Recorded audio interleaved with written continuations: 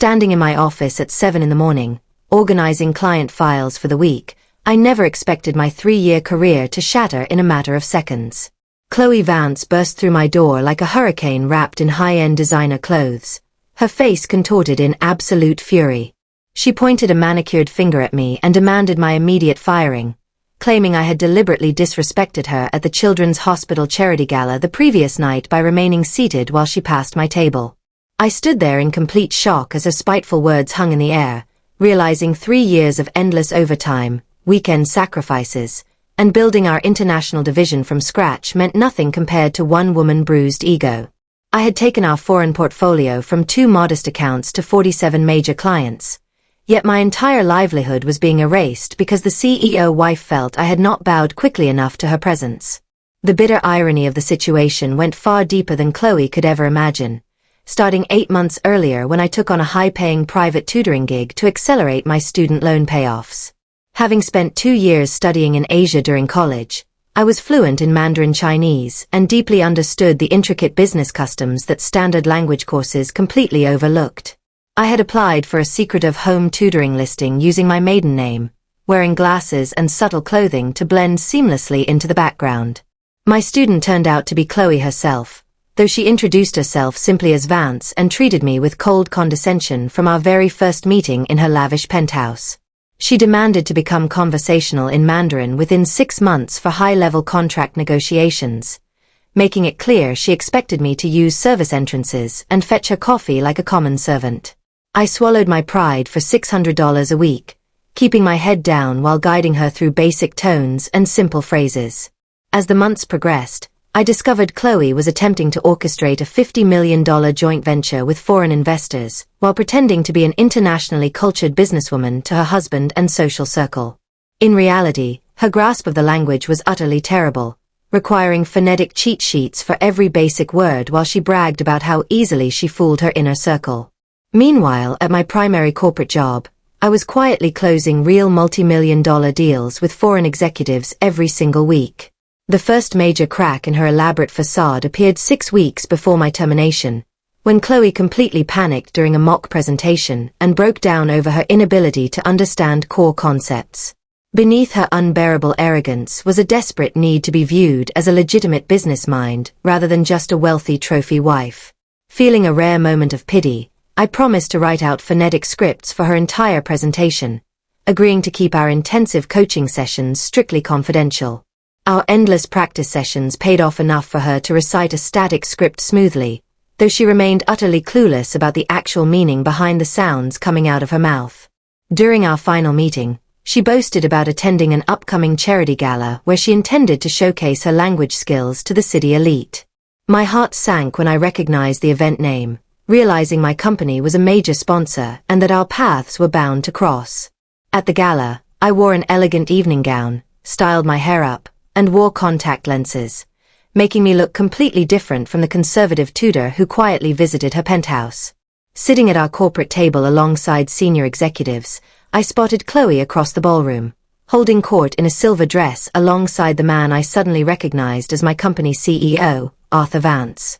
My stomach churned as the horrifying reality set in that my demanding private client was married to my top boss. I spent the remainder of the evening trying to remain invisible, but near the end of the night, a colleague shouted my full name across our table just as Chloe strolled past. She paused for 2 brief seconds, confusion flitting across her features before she walked away without saying a single word. I assumed the danger had passed, completely unaware that those 2 seconds of near recognition would spiral into a bitter personal vendetta. By the next morning, Chloe had convinced herself that a random lower-level employee had snubbed her authority in front of prestigious guests, leading directly to her screaming fit in my office. When Arthur entered my room moments later to carry out her demand, his face was filled with awkward shame as he handed down my termination, offering generous severance to avoid domestic conflict at home.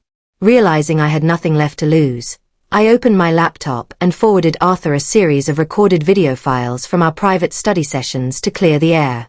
As he watched his wife struggle through elementary language drills and beg for English phonetics, I pulled off my glasses and revealed that I was the secret tutor who had been propping up her fake qualifications for 8 long months. Arthur sat frozen in complete silence as I explained that Chloe memorized her pitch like a pop song and would completely collapse if any investor asked an unscripted question. I packed my desk items, pointed out that her strict confidentiality agreement was officially voided by her baseless attack on my career, and walked out of the corporate building with my head held high. 3 days later, my phone rang with a desperate call from Arthur, who admitted that the foreign investment team had arrived early for a pre-meeting lunch and Chloe was currently locking herself in a bathroom stall out of absolute panic. He begged me to return as a high-priced consultant to save their $50 million corporate deal, offering full job reinstatement and an immediate promotion if I would step in to manage the language barrier.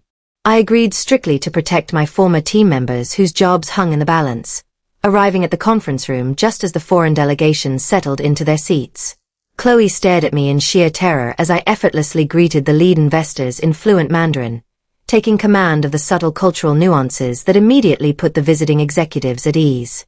When the formal pitch began, Chloe managed her memorized opening speech smoothly, but her face drained of all color the moment an investor asked a routine question regarding regional logistics. I remained completely silent, forcing her to stumble through a series of nonsensical sounds until the embarrassed foreign team requested that we switch the entire conversation into standard business English. For the next half hour, I took complete control of the meeting, answering complex questions regarding regulatory compliance, tax structures, and operational frameworks with total confidence. The investors completely ignored Chloe, directing every single question to me while she stood silently in the corner, completely humiliated in front of her husband and corporate peers. When the session concluded, the lead investor privately informed us that while they were deeply impressed with my personal expertise, they could not move forward with a firm whose primary liaison had fabricated her core qualifications. The deal collapsed instantly, leaving Arthur crushed and Chloe weeping in anger over the total destruction of her carefully crafted social image. I turned to Chloe one last time, reminding her that real respect is earned through actual competence and integrity rather than manufactured status and arrogance. 2 weeks later, the board of directors reviewed the entire incident, overturned my wrongful termination, and officially appointed me as the new senior vice president of global operations with full executive authority. Looking back at the entire ordeal, I realized that people who rely on deception will eventually be exposed by the very reality they try so hard to fake. Chloe tried to destroy my livelihood over a petty delusion of disrespect, but her own vindictive choices ultimately handed me the exact executive power she had spent months trying to pretend she possessed.